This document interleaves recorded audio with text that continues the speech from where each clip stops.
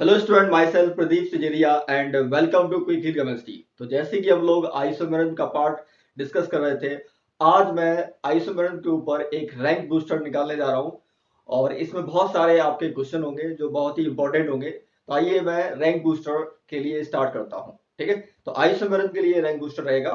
तो आइए देखते हैं। तो पहला क्वेश्चन क्या है इसका, तो which of the following compound can exhibit enantiomerism, कौन सा इनमें से हमारा एनेंशियोमर्स में शो करेगा, ये हमें बताना है। तो एनेंशियोमर्स की प्रॉपर्टी क्या है, तो जैसे कि मुझे चेक करना पड़ेगा इसमें ऑप्शन के अकॉर्डिंग। ठीक है, 3 hydroxy propanoic acid, 3 hydroxy butanoic acid और 4 हाइड्रोक्सी ब्यूटेनोइक एसिड और नन ऑफ दीज। तो जैसे कि एनेंशियोमर्स अपना एक ऑप्टिकल आइसोमर का टाइप है, तो सबसे पहले मैं क्या करूंगा, ऑप्टिकल वाला पार्ट चेक करूंगा। तो आइए देखते हैं इसको। तो ऑप्शन के अकॉर्डिंग मैं चेक करूंगा इसको। तो पहला पार्ट जो देखता हूँ ऑप्शन के अकॉर्डिंग, इसका जो पहला पार्ट है तो क्या होगा, 3 हाइड्रोक्सी प्रोपेनोइक एसिड। ठीक है, प्रोपेनोइक एसिड है तो 3 कार्बन होंगे, तो 1 2 3 और एसिड में COOH आ जाता है तो इसका कार्बन यहाँ पर आ जाएगा।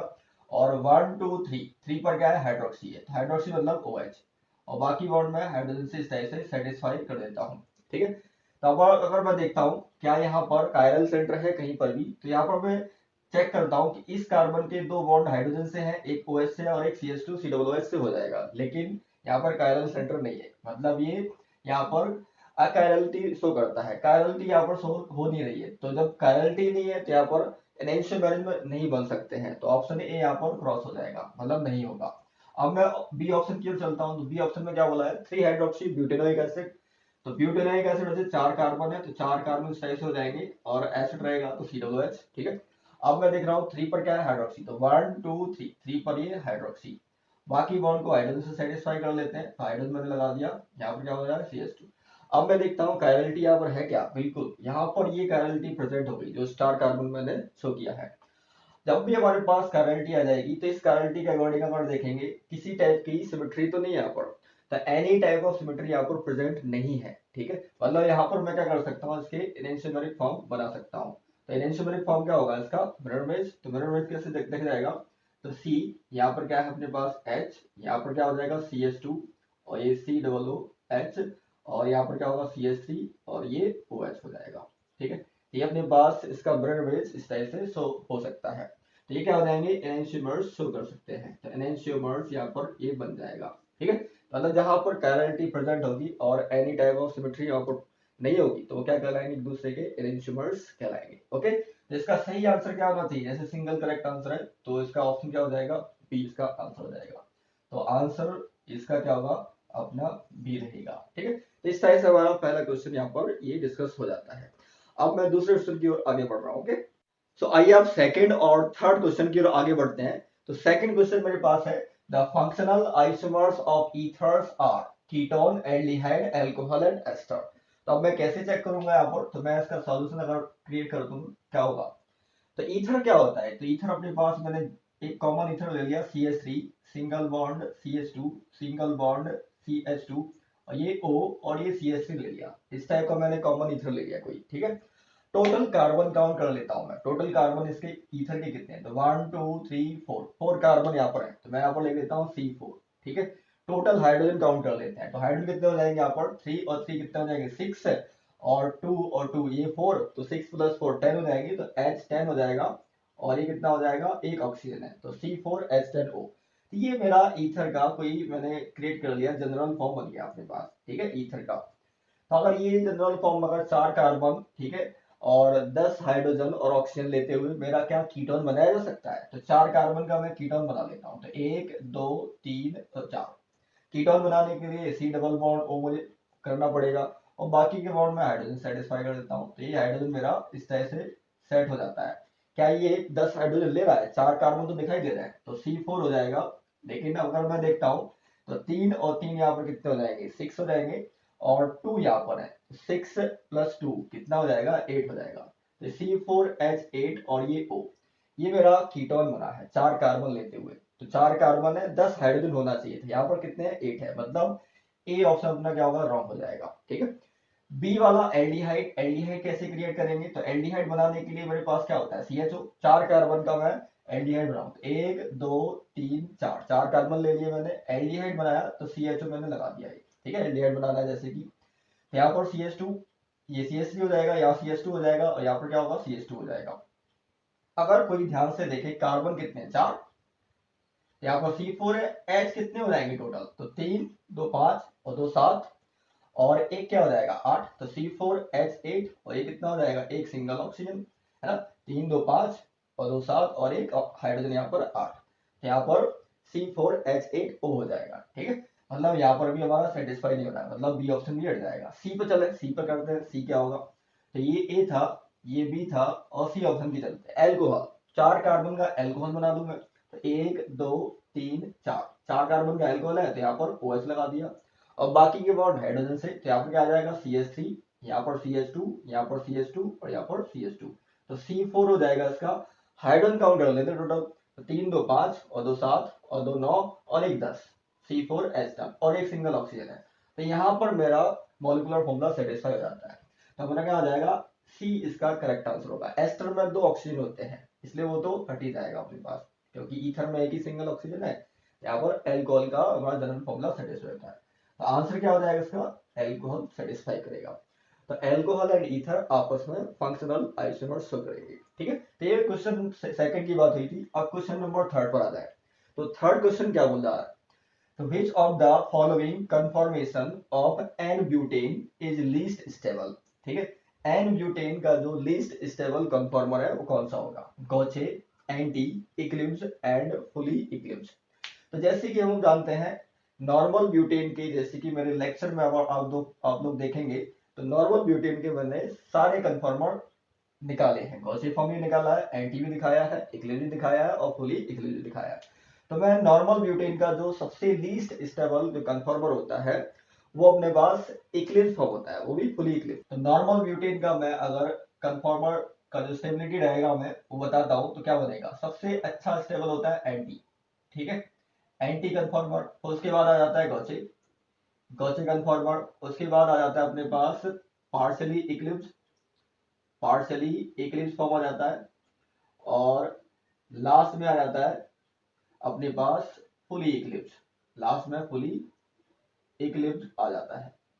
ये फॉर्म अपने पास बनते हैं। ठीक है, तो anti, gauche, partially Eclipse and fully Eclipse. अब फुली इक्लिप्स कैसे दिखाई देता है, तो मैं वो भी बना देता हूँ नॉर्मल ब्यूटेन का, पार्शियल के बाद फुली इक्लिप्स। तो यहाँ पर अपने पास न्यूमैन प्रोजेक्शन ये रहेगा अपने पास। ठीक है, फुली इक्लिप्स बनाना है तो एटम के पीछे मुझे एटम शो करना है, तो इस तरह से मैंने शो कर दिया। यहाँ पर CH3 रहेगा, जैसे कि 4 कार्बन है ब्यूटेन में, तो 1 2 और बैक साइड वाला कार्बन और ये फ्रंट वाला कार्बन, यहाँ पर हाइड्रोजन बचे दिखाई देंगे। ठीक है, तो सेम एटम के पीछे सेम एटम, रिपल्सन ज्यादा, टॉर्शनल स्ट्रेन भी लग रही है, वॉन डेर वाल स्ट्रेन भी लग रही है। ठीक है, और यहाँ पर जो डायहेड्रल एंगल होगा वो कितना हो जाएगा, 0 डिग्री का होता है। ठीक है, इसके अंदर तो सबसे कम स्टेबल जो कंफर्मर होता है नॉर्मल ब्यूटेन का वो फुली इक्लिप्स है। तो जैसे कि हमारे ऑप्शन में जो प्रेजेंट है वो डी पर फुली इक्लिप्स लिखा हुआ है, तो करेक्ट आंसर कितना हो जाएगा इसका, फुली इक्लिप्स फॉर्म इसका दिखाई देगा। ओके, सो आइए अब आगे बढ़ते हैं क्वेश्चन नंबर 4 एंड 5 की ओर। तो क्वेश्चन नंबर 4 यहाँ पर दिया गया है, total number of confirmation of ethane is. तो इथेन के टोटल नंबर ऑफ कंफर्मेशन देना है, 2 3 4 एंड इनफाइनाइट। तो जैसे कि अगर मैं इथेन के न्यूमैन प्रोजेक्शन पर इसको ड्रॉ करूंगा, तो किस टाइप का मेरा न्यूमैन प्रोजेक्शन अगर मैं ऐसे ड्रॉ कर रहा हूँ, CH3, ठीक है, यहाँ पर एक CH3 और यहाँ पर अपने पास H और यहाँ पर ये H, ये भी H और ये H हो जाएगा। तो ये स्टैगर्ड कंफर्मेशन है। ठीक है, यहाँ पर मैं इन दोनों के बीच का जो एंगल देखूंगा तो कितना होगा, ये 60 डिग्री का होगा। तो एंगल अगर मेरे पास, जैसे कि सिंगल बॉन्ड के अकॉर्डिंग हमारा क्या होता है, ये कंफर्मेशन चेंज होता रहता है। तो अगर मैं एंगल को वेरी कराता रहूंगा तो हमारे पास डिफरेंट डिफरेंट टाइप के क्या होते जाएंगे, कंफर्मर मिलते जाएंगे। ठीक है, जिसमें से हमारे मोस्ट कॉमन जो कंफर्मर होते हैं staggered, anti, skew, गॉचे, partially Eclipse, fully Eclipse, ऐसे कई टाइप के हमारे कंफर्मर यहाँ पर बनना स्टार्ट हो जाते हैं। ठीक है, तो यहाँ पर मैं वेरिएट नहीं कर सकता हूँ कि कितने इसके कंफर्मर बनाए जा सकेंगे, तो इनफाइनाइट नंबर ऑफ कंफर्मर यहाँ पर प्रेजेंट हो सकते हैं एंगल के हिसाब से। ठीक है, तो करेक्ट आंसर क्या हो जाएगा इसका, डी हो जाएगा। तो इस तरह से मुझे आंसर देना पड़ेगा, क्योंकि एक फिक्स एंगल यहाँ पर रहेगा नहीं, क्योंकि एंगल सिंगल बॉन्ड के रोटेशन है और रोटेशन तो कैसे भी किया जा सकता है, कितने भी एंगल से किया जा सकता है। ऐसे इनफाइनाइट नंबर ऑफ कंफर्मर बनते जाएंगे। तो बहुत ही इंपॉर्टेंट क्वेश्चन ये रहेगा। अब क्वेश्चन नंबर 5 की मैं बात करता हूं। तो क्वेश्चन नंबर 5 इस टाइप का रहेगा। तो which of the following confirmation of butane is most stable. तो अभी क्वेश्चन नंबर 3 इस पर लिया था, जिसमें से लीस्ट स्टेबल मैंने पूछा था ब्यूटेन का, नॉर्मल ब्यूटेन का। तो वापस से मैं अगर ब्यूटेन का एक बार फिर से एंटी कंफर्मर बनाता हूँ, जैसे कि मैं ऑर्डर लिख सका हूँ उसका।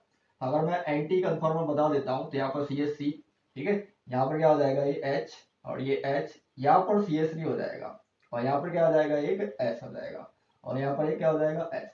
और CH3 के रिवर्स में एक CH3 लगा हुआ है, ठीक है, ये वाला पार्ट अगर मेरे पास सेम टाइप का पार्ट यहाँ पर लगा होगा तो ये क्या हो जाएगा एंटी कंफर्म हो जाएगा। यहाँ पर अगर मैं देखूंगा तो इनके बीच जो स्टेबिलिटी वाला पार्ट है, एक तो टॉर्शनल स्ट्रेन बहुत मिनिमाइज लगेगा, बहुत ही नेग्लिजिबल होगा, वंडरवॉल स्ट्रेन भी बहुत नेग्लिजिबल होगा, ठीक है। इस टाइप की स्ट्रेन यहाँ पर नेग्लिजिबल लगने लगती है, तो यहाँ से एंटी कंफर्मर क्या हो जाता है मोस्ट स्टेबल हो जाता है। तो मोस्ट स्टेबल जो फॉर्म है वो कौन सा हो जाता है एंटी हो जाता है, ठीक है।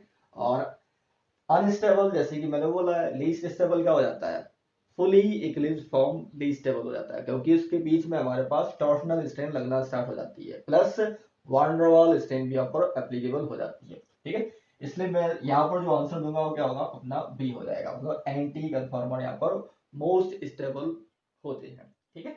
ये हो गया। सो आइए अब आगे बढ़ते हैं क्वेश्चन नंबर 6 एंड 7 की ओर। तो क्वेश्चन नंबर 6 क्या है, तो malic acid and fumaric acid are position isomers, geometrical isomers, enantiomers या फंक्शनल आइसोमर्स। तो चेक कर लेते हैं मैलिक एसिड क्या कहलाता है और फ्यूमेरिक एसिड क्या कहलाता है।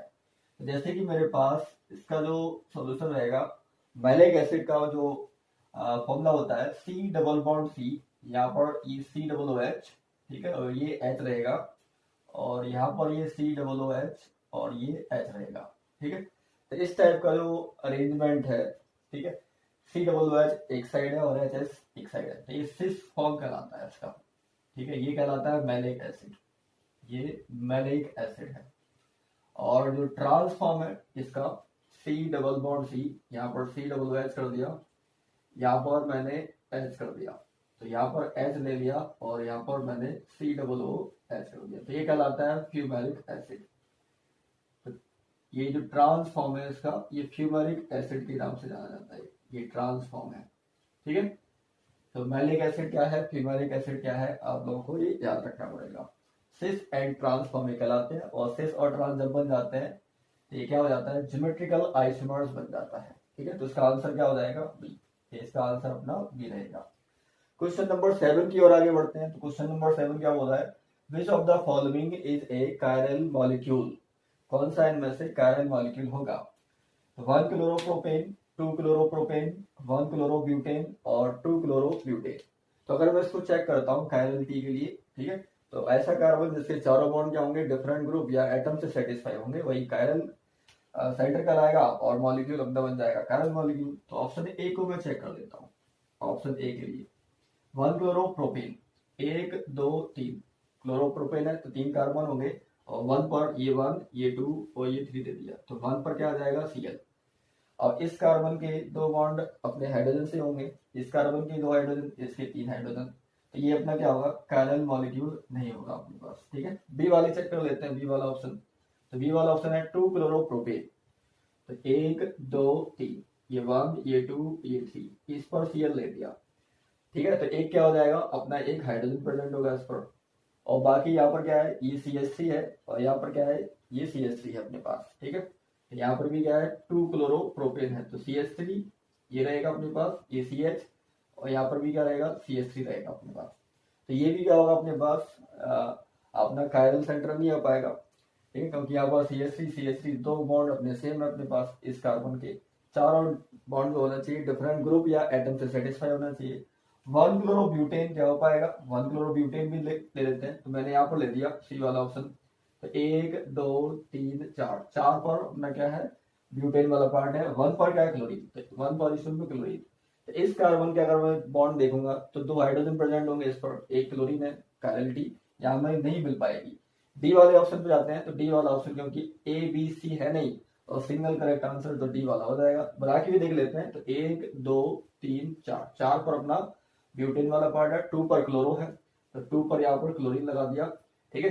अब मैं हाइड्रोजन से यहाँ पर बॉन्ड सेटिस्फाई कर दूं, यहाँ CH3, यहाँ पर क्या हो जाएगा C2H5, चारों बॉन्ड क्या हो जाएंगे, डिफरेंट ग्रुप एटम से सेटिस्फाई है। तो आंसर क्या हो जाएगा इसका, ये कायरल सेंटर कहलाएगा, ये अपना कायरल सेंटर कहलाएगा, ठीक है। और मॉलिक्यूल क्या बन जाएगा, कायरल मॉलिक्यूल बन जाएगा, ठीक है। क्वेश्चन नंबर 6 और 7 आपको आ चुका होगा, ओके।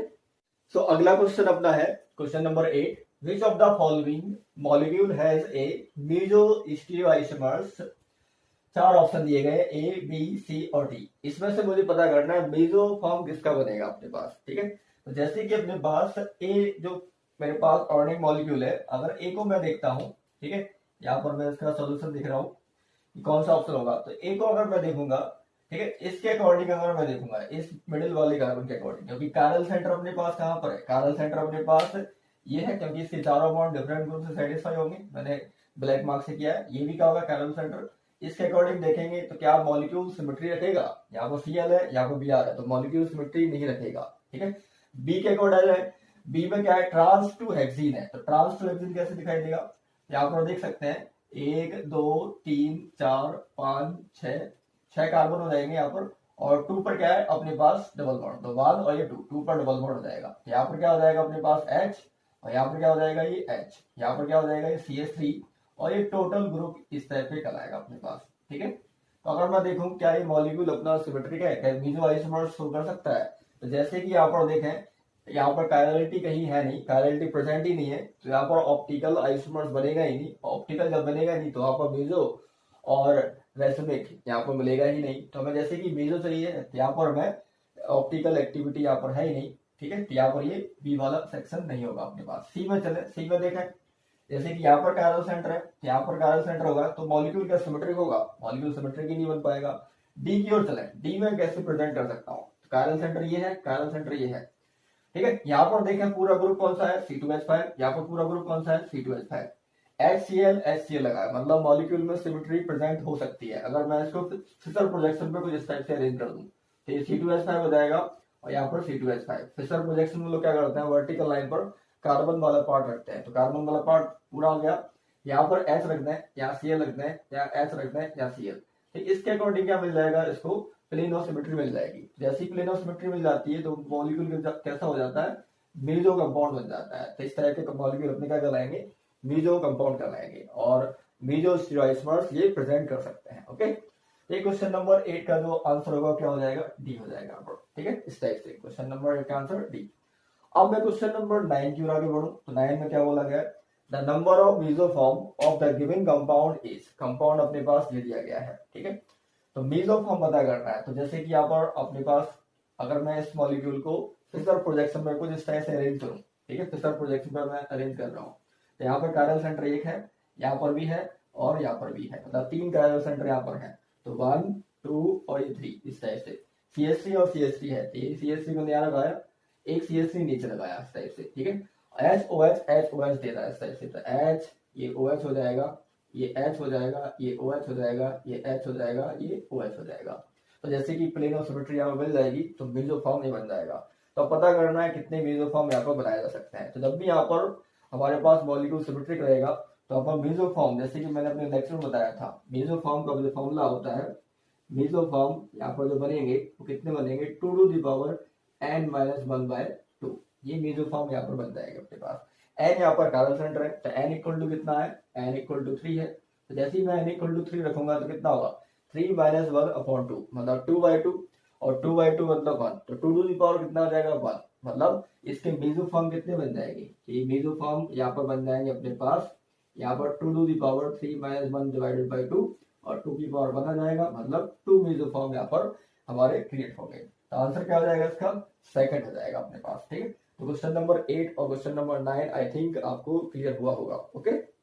सो नेक्स्ट क्वेश्चन अपना क्या है, तो देखते हैं, number of stereo centre and stereo isomers of the given compound. Stereo centre बताना है और स्टीरियो आइसोमर्स बताना है इस ऑर्गेनिक मॉलिक्यूल में। ऑप्शन अपने अरेंज है, ठीक है।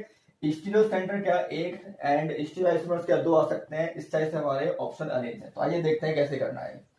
तो जैसे कि स्टीरियो सेंटर देखना है, ठीक है, तो स्टीरियो सेंटर में यहाँ पर 4 जो ग्रुप होंगे कार्बन के, ठीक है, 4 जो वैलेंसी होंगी, डिफरेंट ग्रुप एटम से सेटिस्फाई होना चाहिए। तो अगर मैं इस कार्बन को देखूं, जैसे सिलेक्ट किया मैंने, यहाँ पर एक OH होगा, एक पूरा एक ग्रुप होगा और एक पूरा एक बॉन्ड इस टाइप से लगा होगा। यहाँ पर CH2, ये CH2 और यहाँ पर एक बॉन्ड है, यहाँ पर CH2, यहाँ पर C और फिर CH3 है। तो ये जो कार्बन होगा क्या है, कायरल सेंटर है। तो एक सेंटर ये हो जाएगा अपने पास, जिसको हम लोग स्टीरियोजेनिक सेंटर कहते हैं या स्टीरियो सेंटर कह सकते हैं। एक यहाँ पर देखें, इस कार्बन के भी बॉन्ड क्या होंगे, डिफरेंट ग्रुप ऑफ एटम से सेटिस्फाई है, तो एक स्टीरियो सेंटर ये हो जाएगा। और एक ये वाला देखें ध्यान से, ये पूरा एक स्टीरियो सेंटर हो जाएगा। तो तीन यहाँ पर क्या है, स्टीरियोजेनिक सेंटर है यहाँ पर। तो तीन यहाँ पर मैं बोल सकता हूँ स्टीरियो सेंटर यहाँ पर कितने हो जाएंगे अपने पास, 3। ठीक है, अब स्टीरियो सेंटर 3 है और स्टीरियो आइसोमर्स मुझे पता करना है। तो स्टीरियो आइसोमर्स के लिए टोटल हमें मॉलिक्यूल क्या है, मॉलिक्यूल में किसी भी टाइप की सिमेट्री है नहीं। ठीक है, तो 2n हम लोग यहाँ पर अप्लाई कर सकते हैं, स्टीरियो आइसोमर्स अपने आ जाएंगे यहाँ पर। तो 2 कितना हो जाएगा, 3, और 3 कितना हो जाता है, 8। तो स्टीरियो आइसोमर्स कितने आ जाते हैं अपने पास, 8। तो 8 अपना कहीं है, 8 यहाँ पर है, 3 यहाँ पर है, तो ऑप्शन क्या हो जाएगा, C हो जाएगा। तो इस तरह से हम लोग देख सकते हैं इस मॉलिक्यूल में। अब मैं क्वेश्चन नंबर 11 की बात कर लेता हूँ। 11 क्या है, find out relationship between first and second. First और सेकंड में रिलेशनशिप बताना है, क्या ये एनेंटियोमर्स है, क्या ये डाइस्टेमर्स है, क्या ये होमोमर्स है, क्या ये स्ट्रक्चरल आइसोमर्स है। तो अगर मैं देखूं फर्स्ट और सेकंड को ध्यान से, यहाँ पर कायरल सेंटर है, यहाँ पर भी कायरल सेंटर है, ये भी कायरल सेंटर, यहाँ पर कायरल सेंटर, ये भी कायरल सेंटर, यहाँ पर भी कायरल सेंटर। मतलब ये तो क्लियर हो गया कि यहाँ पर ये स्टीरियो आइसोमर्स बनेंगे। अब स्टीरियो में क्या वो एनेंटियोमर्स हो सकते हैं, क्या वो डाइस्टेमर्स हो सकते हैं, तो चेक कर लेते हैं। स्टीरियोमर्स में हमें एनेंटियोमर्स और डाइस्टेमर चेक करना है। तो एनेंटियोमर्स क्या होते हैं, एक दूसरे के मिरर इमेज होते हैं। क्या ये इसका एक दूसरे का मिरर इमेज है, देखें ध्यान से, ये इसका मिरर इमेज है, बिल्कुल भी नहीं हो पा रहा है। यहाँ पर देखें ये OH आ रहा है, ये H आ रहा है, लेकिन यहाँ पर OH है, यहाँ पर OH आना चाहिए और यहाँ पे H आना चाहिए, रिवर्स हो गया, मतलब ये एनेंटियोमर्स नहीं है। तो जब भी हमारे पास अगर एक ऑर्गेनिक मॉलिक्यूल दूसरे ऑर्गेनिक का अपना मिरर इमेज नहीं शो कर पाता है और ना ही इसका सुपरइम्पोज हो पाता है, तो ऐसे आइसोमर्स अपने क्या कहलाते हैं, डाइस्टेमर्स कहलाते हैं। तो इसका पार्ट क्या हो जाएगा, B हो जाएगा। ठीक है, तो बेसिक थ्योरी के अकॉर्डिंग मैं इसका आंसर क्या दूंगा, B आंसर दूंगा इसका। ओके, सो अगले क्वेश्चन की ओर आगे बढ़ते हैं। अगला क्वेश्चन अपना है क्या, total number of stereo isomers of given compound will be. Total number of stereo isomers पता करने हैं, ये कंपाउंड मेरे पास दिया है और ये ऑप्शन है। तो जैसे कि स्टीरियो आइसोमर्स चेक करना है तो कायरल सेंटर देख लेते हैं। ये कायरल सेंटर है, ये भी कायरल सेंटर है और ये भी क्या है, कायरल सेंटर है। ठीक है, तो जैसे कि अगर हम लोग देखें मॉलिक्यूल के अकॉर्डिंग सिमेट्री है, सिमेट्री जब रहेगी तो इसमें जो अपने पास स्टीरियो आइसोमर्स आएंगे, स्टीरियो आइसोमर्स जो आएंगे वो कितने हो जाएंगे अपने पास, 2 यहाँ पर n-1। ठीक है, n की वैल्यू कितनी हो जाएगी यहाँ पर 3, तो 2 कितना होगा, 3 माइनस का 1, यहाँ पर कितना होगा 2 यहाँ पर कितना होगा 2, मतलब 4 अपने क्या बन जाएंगे, स्टीरियो आइसोमर्स बन जाएंगे यहाँ पर। ठीक है, टोटल। तो जब भी हमारे पास मॉलिक्यूल में सिमेट्री है और 1 2 3 अपने पास क्या दिए गए हैं, अपने पास यहाँ पर स्टीरियोजेनिक सेंटर है, कायरल सेंटर है, तो 2n-1 फैक्टर लगाओ और आंसर यहाँ से निकाल दो। तो अपना आंसर क्या हो जाएगा, 4 हो जाएगा। क्वेश्चन नंबर 13 की बात कर लेते हैं। 13 में बोला है द गिवन पेयर इज, एक पेयर ये है और एक पेयर ये है अपने पास। ठीक है, ठीक है, ये पेयर है अपने पास टोटल। तो ये पता करना है दोनों आपस में क्या हो सकते हैं, एनेंटियोमर्स हो सकते हैं, होमोमर्स होंगे, कॉन्स्टिट्यूशनल आइसोमर्स होंगे या डाइसोमर्स होंगे। कैसे चेक करें, तो चेक करने का एक तरीका है सिंपल, कि इस सेंटर पर मैं कन्फिगरेशन चेक कर लेता हूँ। ठीक है, जैसे कि यहाँ पर देखें ये दोनों मॉलिक्यूल में कार्बन, हाइड्रोजन और हेलोजन सेम है अपने पास। ठीक है, यहाँ पर इस सेंटर का सिस्टम देख लें, R और S, यहाँ पर कॉन्फ़िगरेशन R और S क्या आता है देख लेते हैं। तो अगर मैं इसका चेक कर लेता हूँ, यहाँ पर जो कॉन्फ़िगरेशन होगा, ठीक है, इस कार्बन का वो क्या आएगा। तो जैसे कि हम लोग जानते हैं सबसे लोएस्ट एटॉमिक नंबर अपना किसका है, हाइड्रोजन का, ये नंबर क्या ले लेगा 4। ठीक है, लास्ट वाला। अब मुझे चेक करना है ब्रोमीन का एटॉमिक नंबर क्या है, सबसे हाईएस्ट है, तो ये नंबर 1 ले लेगा। अब इसमें चेक करना है C2H5 और CH3 में नंबर 2 कौन लेगा और 3 कौन लेगा। जैसे कि यहाँ पर पहला एटम कार्बन होगा, पहला एटम कार्बन होगा, दूसरा हाइड्रोजन होगा, दूसरा कार्बन होगा, तो ये नंबर 2 ले लेगा और ये नंबर 3। CIP रूल आप लोग चेक कर सकते हैं। तो अब देख लें, जैसे कि मैंने वेज डैश पर बोला था कि जो लोएस्ट पोजीशन है, 4th पोजीशन है, ठीक है, वो कहाँ पर आनी चाहिए अपने पास, वो बेस पर ही आना चाहिए, डैश पर आना चाहिए। तो डैश यहाँ पर प्रेजेंट है, बिल्कुल है, 4th है। तो अब मैं चलूँ 1 से 2 की ओर चलूंगा, तो 1 2 और ये 3 इस टाइप से जा रहा है। तो ये किस टाइप से जा रहा है, 1 2 3, ये क्लॉकवाइज या एंटी क्लॉकवाइज, तो एंटी क्लॉकवाइज कहलाता है, ये क्लॉकवाइज कहलाता है, एंटी क्लॉकवाइज जा रहा है। तो एंटी क्लॉकवाइज क्या बोला जाएगा, इसका जो कॉन्फ़िगरेशन आ जाएगा वो कितना आ जाएगा, एस। ठीक है, अब मैं इसका देख लेता हूँ क्या इसका एस है या आर है। तो यहाँ पर देखें ध्यान से, ये नंबर 1 हो जाएगा, ठीक है, ये नंबर क्या हो जाएगा, 4th हो जाएगा, और ये नंबर 2nd हो जाएगा, और ये नंबर 3 हो जाएगा। ठीक है, तो अब देखें इसको कहाँ पर आना चाहिए, इसको अपना ये जो डैश है इस पर आना चाहिए। ये कहाँ पर है अपने पास, थिक लाइन पर है अपने पास। तो थिक लाइन से हमें कितने इंटर कन्वर्ट करने पड़ेंगे, यहाँ से एक करेंगे, फिर यहाँ से दूसरा करेंगे, मतलब 2 इंटर कन्वर्ट करना पड़ेगा। तो पहले चेक कर लेते हैं ये कैसे जा रहा है, 1 2 3, ये क्लॉकवाइज जा रहा है। तो क्लॉकवाइज पर क्या आता है अपने पास, आर आता है। ठीक है, तो आर आता है, तो आर अगर मैं एक इंटरचेंज करूंगा तो आर से क्या बन जाएगा, एस बन जाएगा। तो हाइड्रोजन कहाँ पर जाएगा, यहाँ पर आ जाएगा। ठीक है, मतलब एस पर फिर से मुझे कहाँ पर लेना है, डैश पर लेना है, तो फिर एक इंटर कन्वर्जन करना पड़ेगा। तो आर से एस बन गया, तो एस से फिर से वापस से क्या बन जाएगा, आर बन जाएगा। मतलब इस कार्बन का जो कॉन्फ़िगरेशन होगा वो क्या होगा, आर हो जाएगा। तब देख लें, ये एस था, ये आर हो गया। तो जब भी हमारे पास मॉलिक्यूल के अपने पास कॉन्फ़िगरेशन चेंज हो जाते हैं तो वो एक दूसरे के क्या हो जाएंगे, मिरर इमेज कहलाएंगे। तो जब मिरर इमेज कहलाएंगे तो क्या बन जाएंगे, वो एनेंशियोमर्स बन जाएंगे। तो देख ले आंसर क्या हो जाएगा, इसका एनेंशियोमर्स आंसर हो जाएगा। एक तरीका ये भी है अपने पास, और दूसरा स्ट्रक्चर बनाना पड़ेगा, उससे भी कर सकते हैं हम लोग। ठीक है, तो सबसे बेस्ट तरीका है आरएस सिस्टम निकाल लो, अपने आप पता चल जाएगा वो किस टाइप का है, एनेंशियोमर्स या होमोमर्स या डायस्टेमर्स है। ओके, तो आइए अब अगले क्वेश्चन की ओर आगे बढ़ते हैं। तो अगला क्वेश्चन अपना है 14th, the given pair are. एक अपने पास एक मॉलिक्यूल ये है और दूसरा मॉलिक्यूल ये है, ये पेयर में दिया गया है। अब देखना है कौन सा आइसोमर्स यहाँ पर शो कर रहा है, एनेंशियोमर्स है, डायस्टेमर्स है, होमोमर्स या कंस्टिट्यूशनल आइसोमर्स है। तो अगर मैं ध्यान से देखता हूँ इसको, ठीक है, यहाँ पर कार्बन है, ये Br है, ये हाइड्रोजन है, और ये C2H5 है, यहाँ CH2Cl है। यहाँ पर देखें CH3 तो मिल रहा है, ठीक है, यहाँ पर ये H है, ये Br है, और CH2Cl है। तो जैसे कि मैं देख रहा हूँ यहाँ पर इस कार्बन के जो ग्रुप सेटिस्फाई हो रहा है वो C2H5, CH2Cl, Br और H है। यहाँ पर ग्रुप चेंज हो गया, CH2 हो गया। मतलब ये अपना ऑप्टिकल आइसोमर शो नहीं करेगा, मतलब ये इमेज और डैश का जो प्रेजेंटेशन है वो अपना डिफरेंट टाइप का हो चुका है।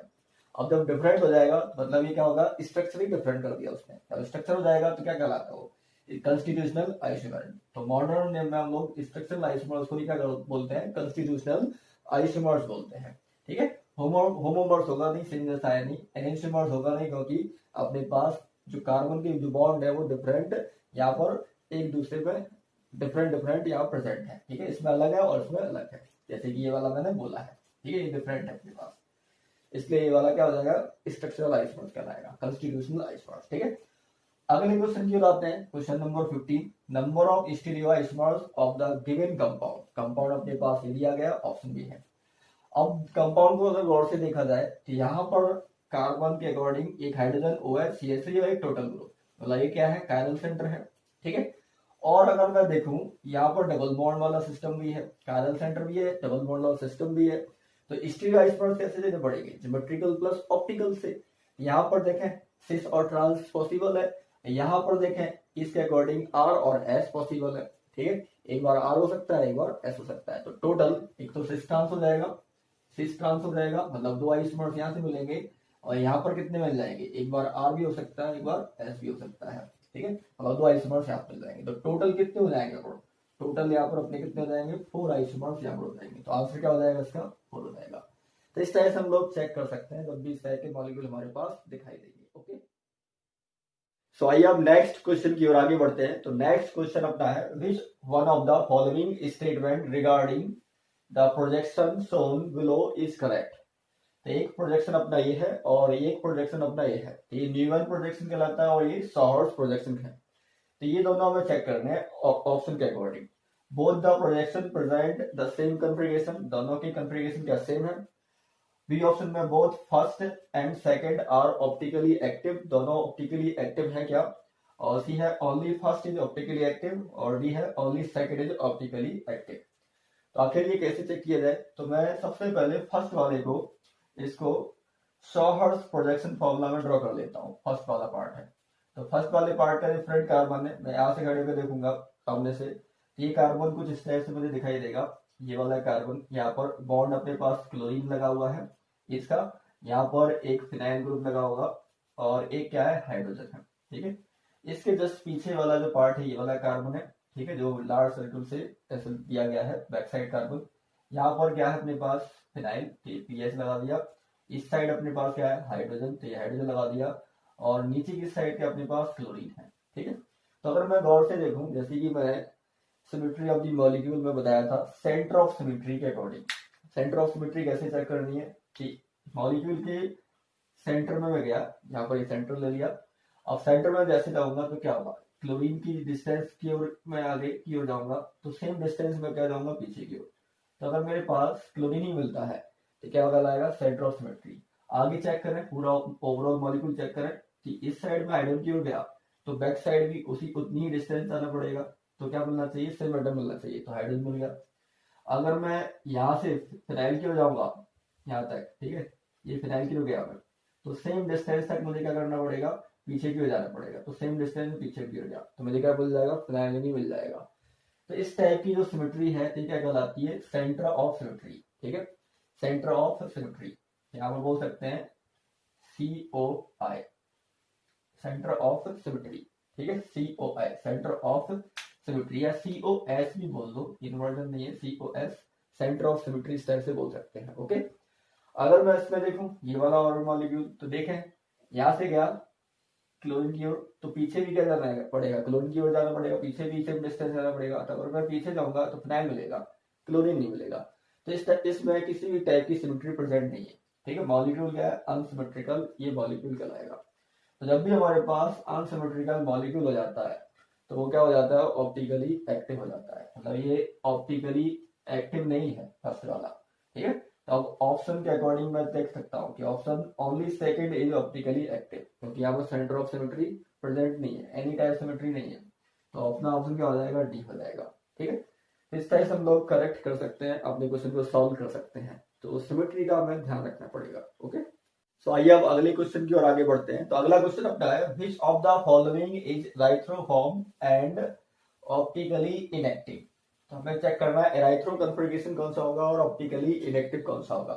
A, B, C and D है अपने पास। तो हम लोग क्या करेंगे, एराइथ्रो में जो हम लोग बोलते हैं कि H और OH जो कन्फिगरेशन अपने पास है और H और Br है इसमें, तो हमारे पास एराइथ्रो में सेम एलिमेंट के साथ कायरल सेंटर से चेक करना है, सेम बॉन्डिंग हमारे पास आनी चाहिए। तो जैसे कि मैं बोलूं यहाँ पर ऑप्शन फर्स्ट, तो ऑप्शन फर्स्ट में कायरल सेंटर है, इसके अकॉर्डिंग H सेम साइड है और OH भी क्या है, सेम साइड है, ठीक है। तो अगर मैं देखूं, ठीक है, इसमें अपने पास एराइथ्रो सिस्टम तो मिल रहा है लेकिन ये इनएक्टिव नहीं हो जाएगा, क्योंकि यहाँ पर प्लेन ऑफ सिमेट्री नहीं है यहाँ पर, ठीक है। यहाँ पर प्लेन ऑफ सिमेट्री नहीं दे रहा है, ठीक है। जब प्लेन ऑफ सिमेट्री नहीं देगा तो ये क्या हो जाएगा, एक्टिव हो जाएगा, ठीक है। कंडीशन एराइथ्रो की है लेकिन इनएक्टिव यहाँ पर नहीं है, ये एक्टिव है, प्लेन ऑफ सिमेट्री नहीं है यहाँ पर। सेकंड में देख लें HOH और HBr, ये डिफरेंट टाइप का है एकदम से। तो यहाँ पर हम लोग नहीं बोल सकते कि राइथ्रो होगा B3 होगा, ठीक है। यहाँ पर हम लोग RS सिस्टम बोल पाएंगे। सी में चेक करें, सी में देखें, सी में क्या होगा, तो HBr मतलब HS सेम साइड है और BR भी क्या है, सेम साइड है, ठीक है। और अगर मैं यहाँ से एक प्लेन ले लूंगा तो मॉलिक्यूल क्या हो जाएगा, सिमेट्रिक। जब मॉलिक्यूल सिमेट्रिक आ जाएगा तो वो क्या हो जाता है, ऑप्टिकली इनएक्टिव हो जाता है। तो इसका आंसर क्या हो जाएगा अपने पास, सी हो जाएगा, ठीक है। राइट रो में हमें सेम ग्रुप देखना होता है, सेम साइड, तो BR same side, HS same side, और मॉलिक्यूल के अकॉर्डिंग क्या है, सिमेट्री है। जब सिमेट्री होगी तो ये इनएक्टिव बन जाएगा, ठीक है। क्वेश्चन नंबर 18 की बात करें, 18 में क्या होगा, which of the following would exhibit cis trans isomerism. Cis trans isomerism किसमें होगी, तो जैसे कि सिस ट्रांस बनाने के लिए यहाँ पर डबल बॉन्ड सिस्टम के अकॉर्डिंग हमें सिस ट्रांस बोलना है। तो अगर मैं देखूं डबल बॉन्ड पर यहाँ पर एक कार्बन दो बॉन्ड की जो वैलेंसी रहेगी वो हाइड्रोजन सेटिस्फाई होगी। तब जब भी इस टाइप की बॉन्डिंग हमारे पास आती है, ठीक है, तो ज्योमेट्रिकल आइसोमर्स कभी नहीं बनाते, सेम बॉन्डिंग यहाँ पर आ रही है, दो सिंगल बॉन्ड यहाँ पर हाइड्रोजन सेटिस्फाई होंगे। बी में चेक करें तो बी में एक क्या है, हाइड्रोजन एक क्लोरीन है, यहाँ पर हाइड्रोजन लगा दिया, एक क्लोरीन लगा दिया, यहाँ पर हाइड्रोजन लगा दिया, एक क्लोरीन, तो क्या बन जाएगा, cis form, hydrogen hydrogen same side, CL same side. इसका ही क्या बनाया जा सकता है, ट्रांस, तो ट्रांस मैंने अरेंज कर दिया, ठीक है। तो इस टाइप के हमारे अर्निंग मॉलिक्यूल क्या कहलाएंगे, ज्योमेट्रिकल आइसोमर्स तो करेंगे, मतलब सिस और ट्रांस बना सकते हैं। तो ऑप्शन क्या हो जाएगा, बी, जैसे कि सिंगल करेक्ट आंसर है।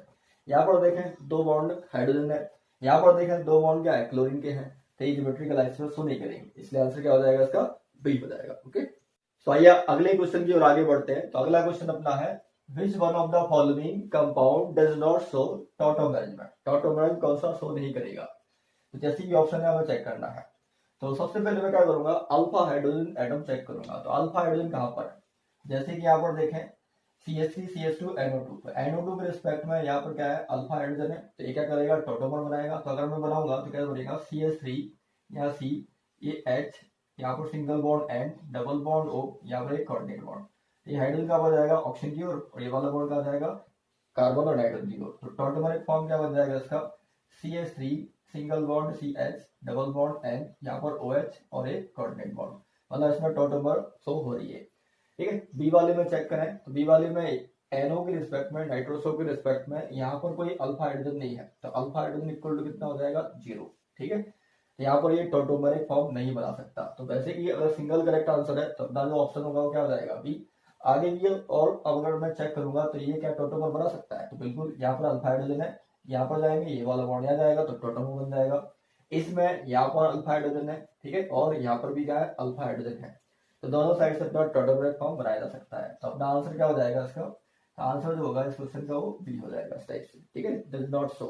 सो क्वेश्चन नंबर 20 देख लेते हैं। 20 क्या बोला है, the structure A and B represent. ठीक है, ए अपने पास ये ए है और ये वाला पार्ट क्या है, बी है। ठीक है, अब मुझे चेक करना है ऑप्शन के अकॉर्डिंग क्या होगा। तो सबसे बेस्ट तरीका है इनके कॉन्फ़िगरेशन चेक कर लो यहाँ पर।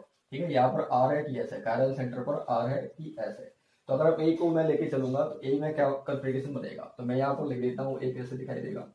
ये अपने पास COOH है, ठीक है, ये OH है, यहाँ पर H है। ठीक है, और ये सेक्टर टोटल यहाँ पर ये कार्बन है, यहाँ पर OH है, यहाँ पर H है, और ये COOH है।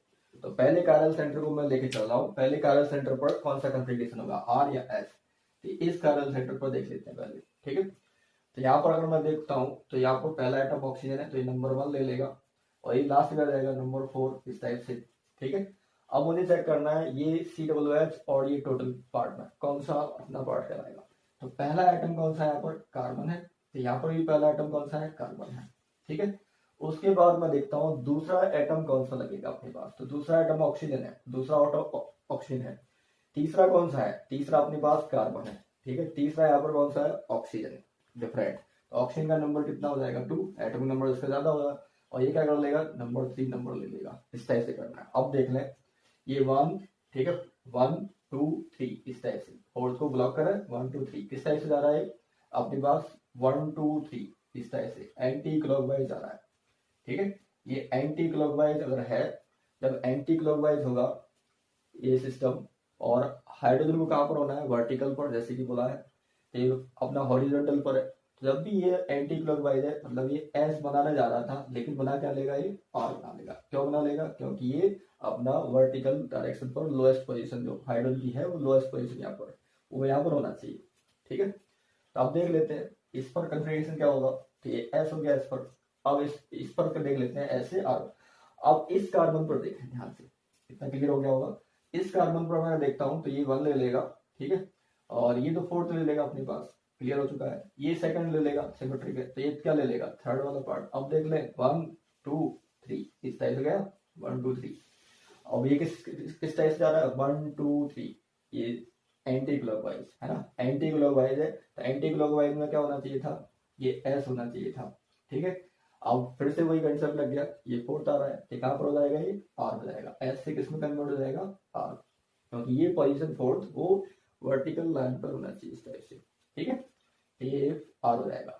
तो दोनों कॉन्फ़िगरेशन कितने आ रहे हैं, इस पर भी आ रहा है और इस पर भी आ रहा है। तो IUPAC की नंबरिंग के अकॉर्डिंग, जैसे कि मॉलिक्यूल अपने पास ये COOH है, यहाँ पर CHOH है, CHOH है, ये नंबर 1, ये 2, ये 3 और ये 4, ऐसे नाम दे दिया मैंने। ठीक है, तो अब 2R और क्या हो जाएगा, 3R।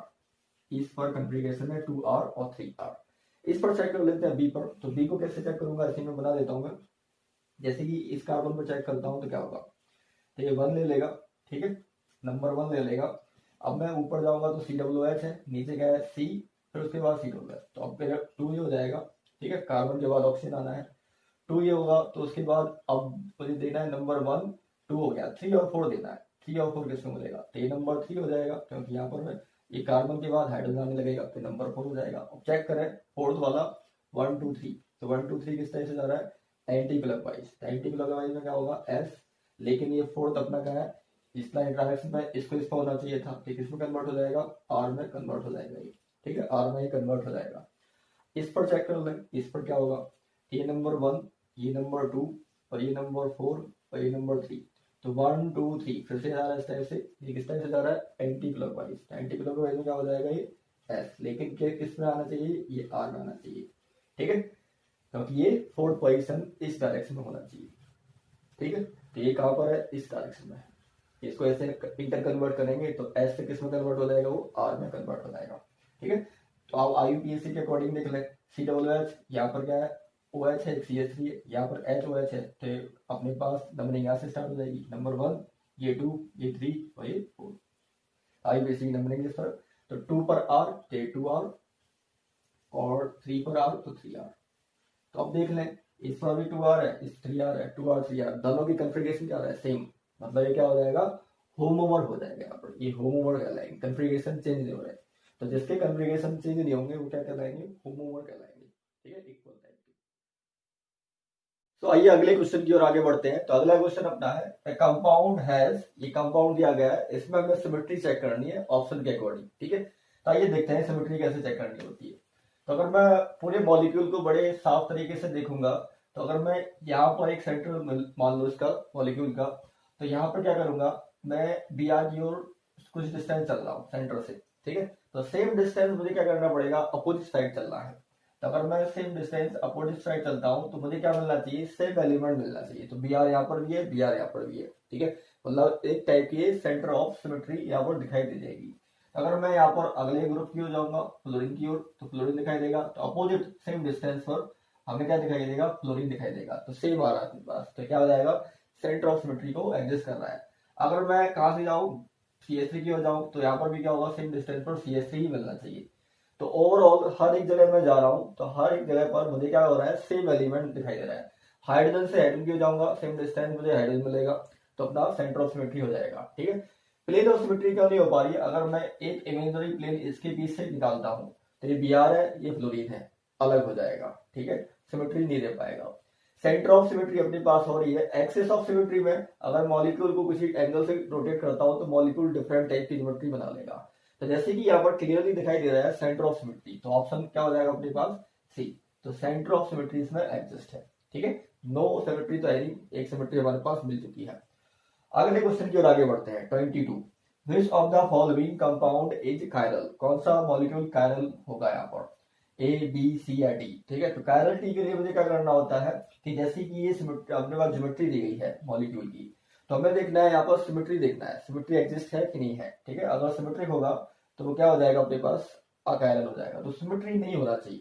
तो अगर मैं A मॉलिक्यूल को देखूंगा तो इसके बीच में एक इमेजिनरी प्लेन लगा देता हूँ, तो मॉलिक्यूल क्या हो जाएगा, एकदम सिमेट्रिकल आएगा। मैं ऐसे लगा देता हूँ, ठीक है, ये मॉलिक्यूल क्या हो जाएगा, सिमेट्रिकल आएगा। जैसे कि अपने पास H और Cl है, ह्यूमन बॉडी को एक एग्जांपल ले लें, तो बाहर से क्या लगती है, अपने पास सिमेट्रिक लगती है, तो इसी टाइप का ये मेरा एग्जांपल है।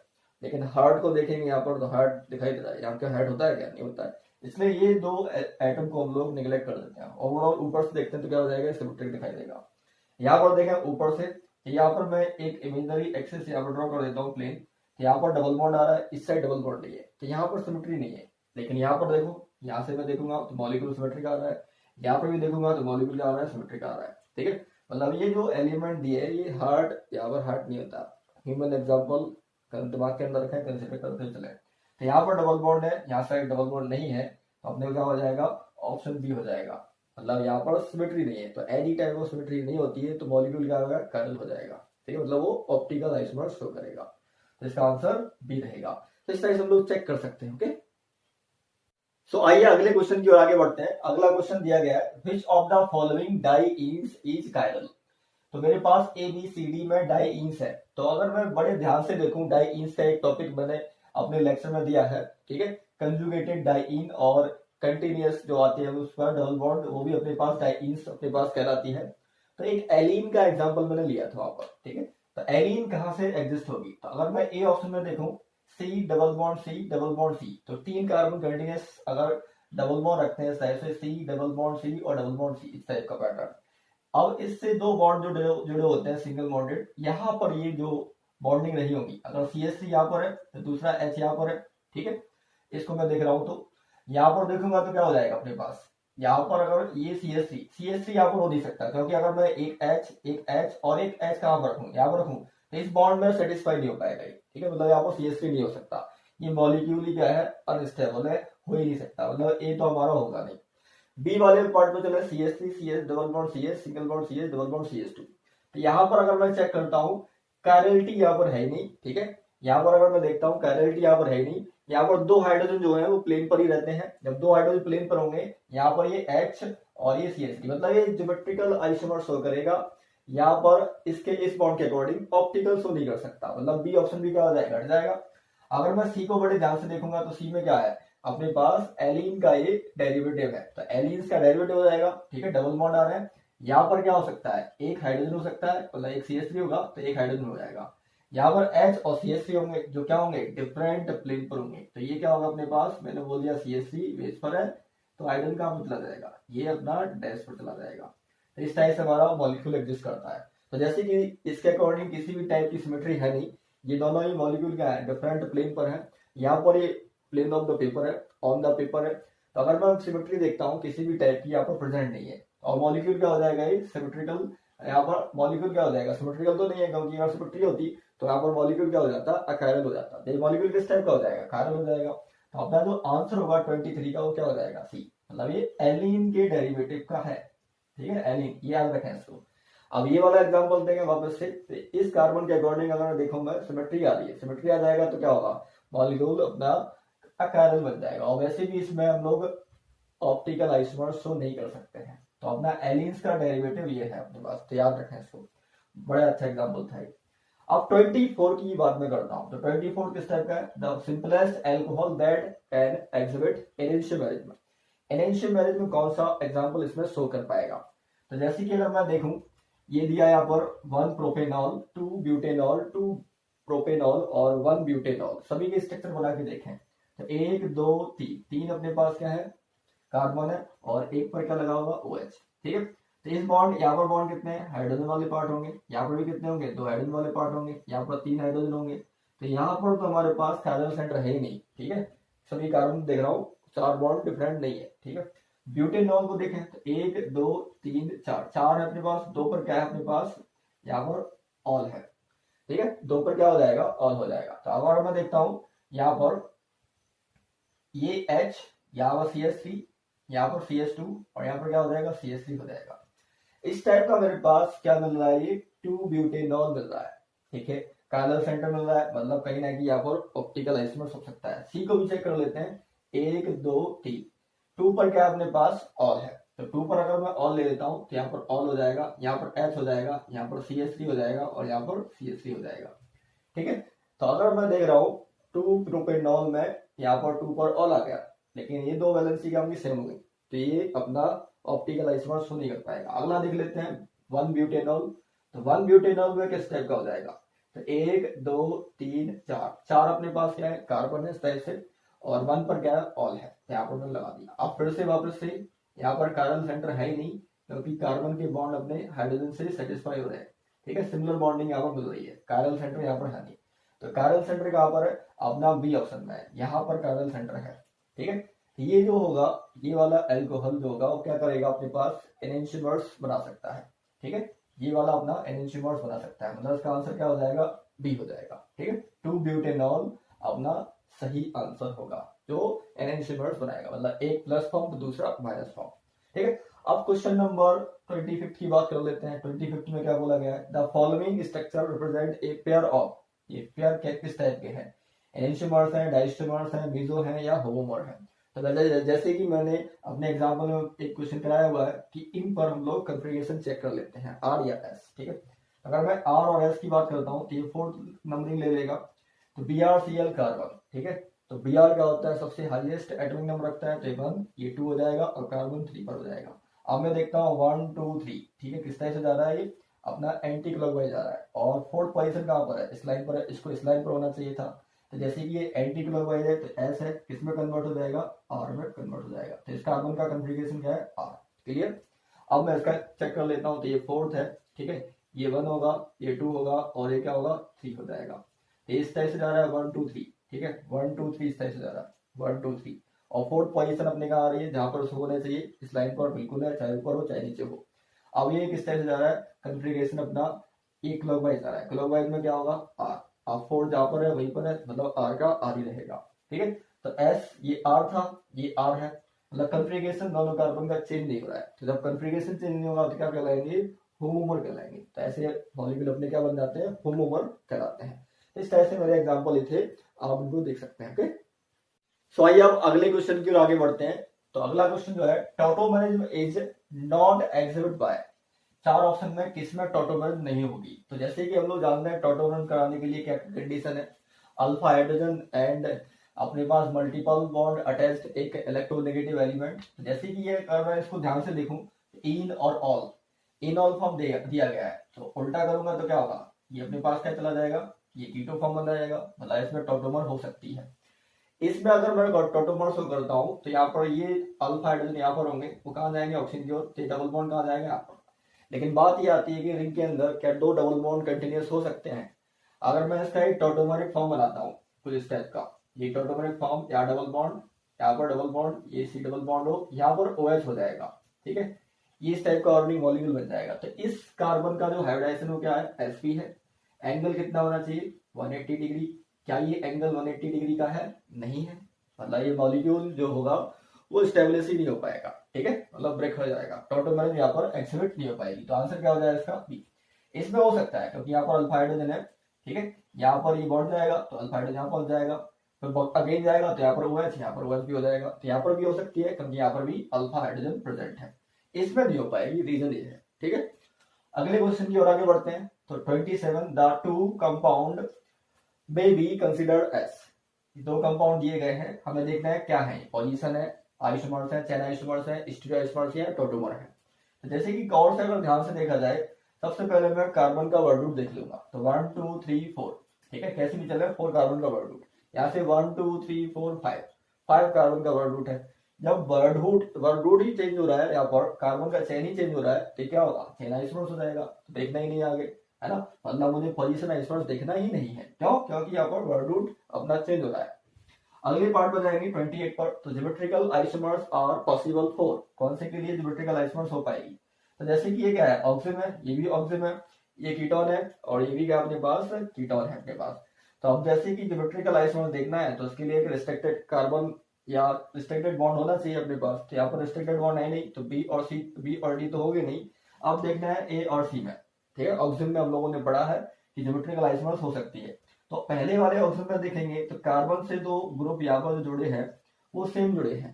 तो अब जब ये सेम होंगे तो ज्योमेट्रिकल आइसोमर्स नहीं बना सकता है। तो अब क्या करेगा, ये CH2 CH3 और यहाँ पर CH3, ये दो डिफरेंट ग्रुप होना चाहिए ऑप्शन के रिस्पेक्ट में, क्योंकि यहाँ पर क्या होगा, लॉन पर भी होगा, ठीक है। तो आप देख सकते हैं तो इसमें क्या हो जाएगा, ज्योमेट्रिकल आइसोमर्स बन सकता है। तो इसमें मैंने बताया था सिन और एंटी फॉर्म कैसे होंगे, ठीक है। तो इस तरह से हमारा ये क्वेश्चन, सारे क्वेश्चन सॉल्व हो जाते हैं, ओके।